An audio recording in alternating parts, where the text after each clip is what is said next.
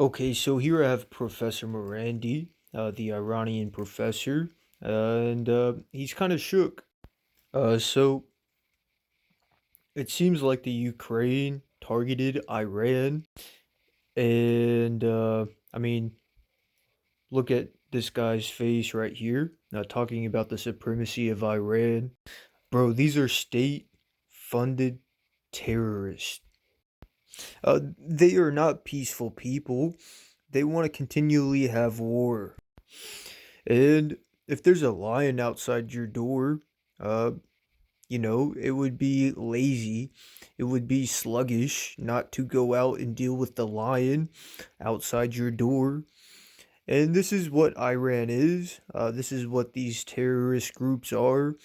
They are a threat, a known threat to the peace and safety of the entire Middle East.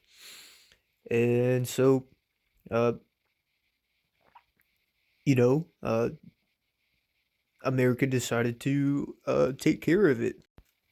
Besides, we need to get a wartime economy going so that we can fund this war and we can make a lot of money doing it.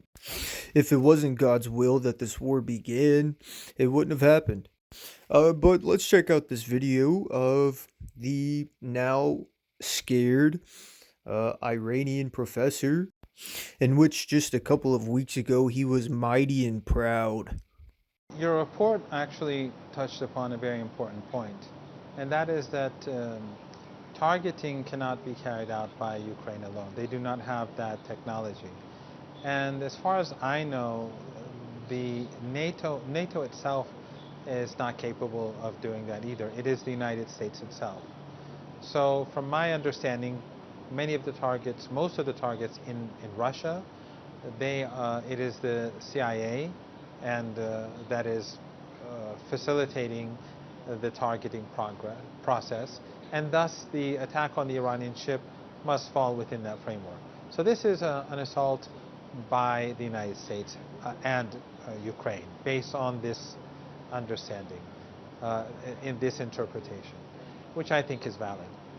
The second point, which I think is also significant, is that, as you rightly point out, Zelensky wants, because Trump hasn't shown a lot of enthusiasm in supporting Ukraine, although recently we see that's changing.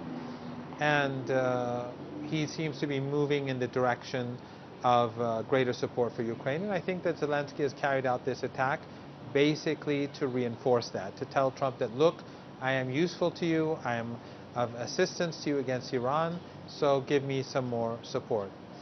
But I think what this also does is that it creates an environment or a situation where the fronts between the West and the non-Western countries, meaning Russia, Iran, or let's say the broader axis of resistance, merge.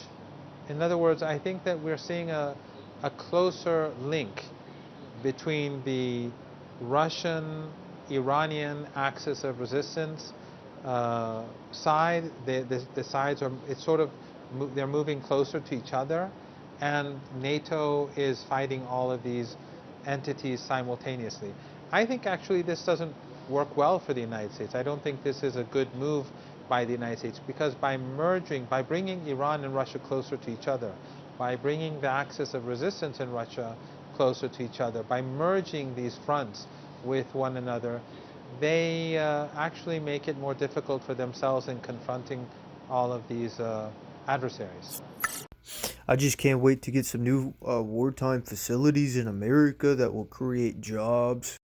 Because this war seems like it's bigger than just Iran. It seems like it is a West versus East war, and it seems like the culmination of the Ukrainian war with the Iranian war. Um, I do expect further uh, escalation